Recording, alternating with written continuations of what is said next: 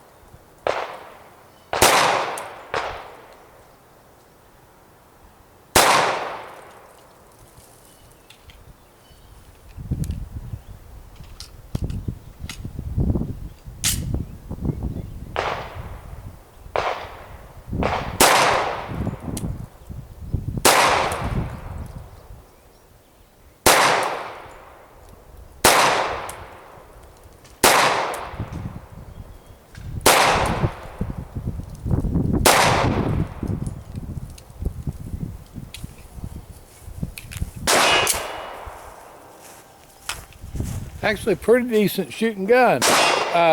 Awful light trigger on that. I had a couple of them that I really wasn't quite anticipating them going off, but yeah, that's the first time I ever shot that gun, and I'm pretty impressed with it. It's for a bargain gun, I believe it's a good shooter. I don't think there'd be any problem at all with that for, you know, more than capable of home defense.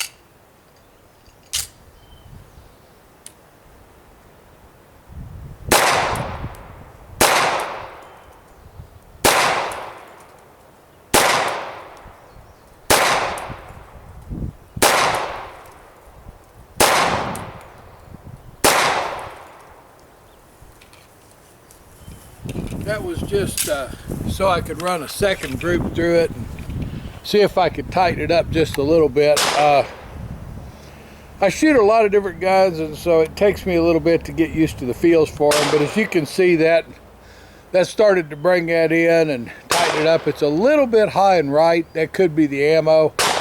Normally I shoot a little bit low and left, so I'd say that's the ammo, but like I say, you can see on that second one there that it started to tighten up and make some singular holes. So I think it's an amazingly accurate gun, and like I say, it's a gun that goes a little under the radar and sells a little bit cheap.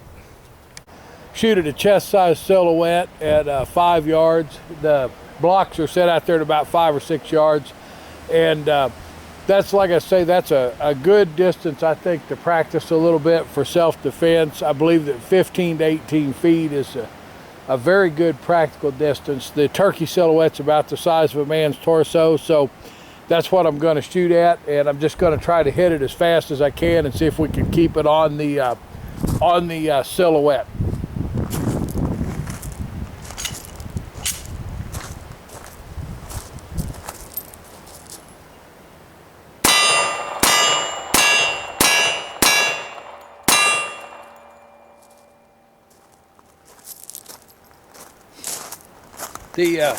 Absolutely no problem there at all.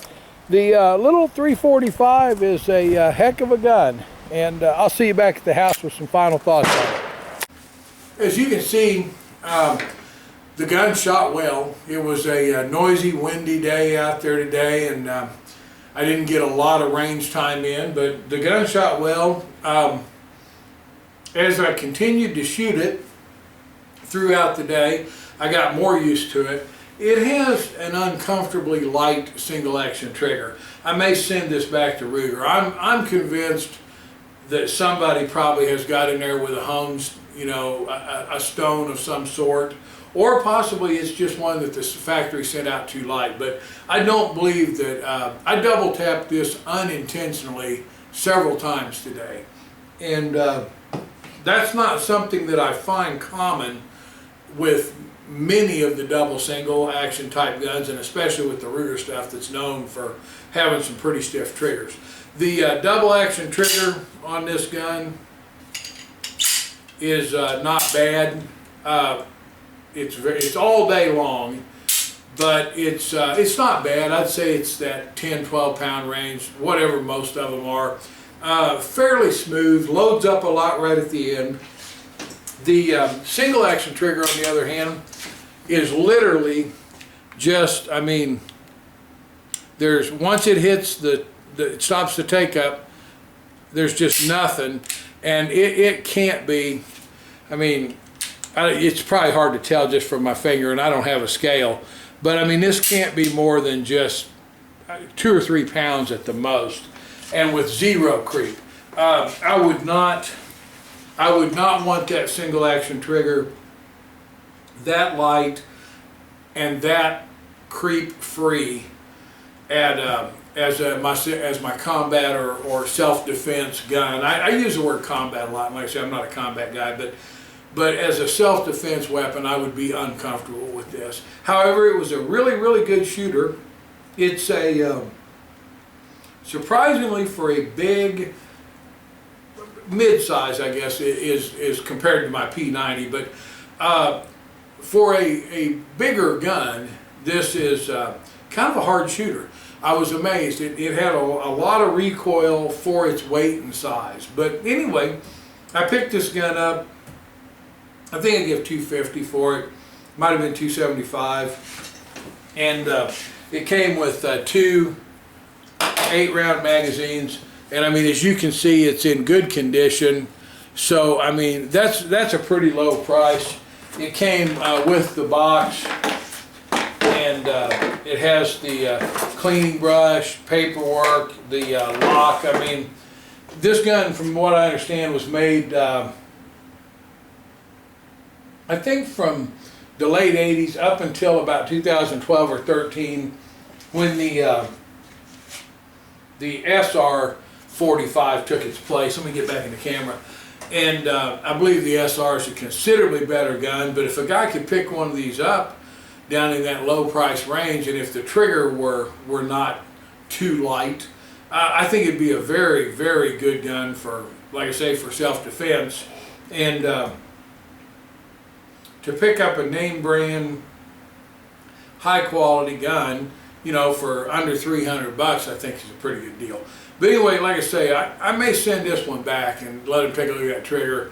In the event that I ever did use this for self-defense, I'd sure hate to be in court with a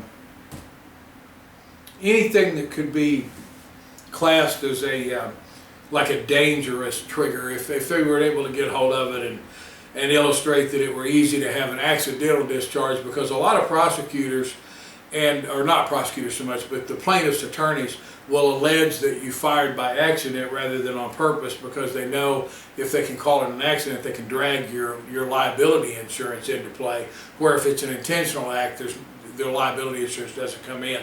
So anyway, I'm going to get off here, and I appreciate you watching my videos.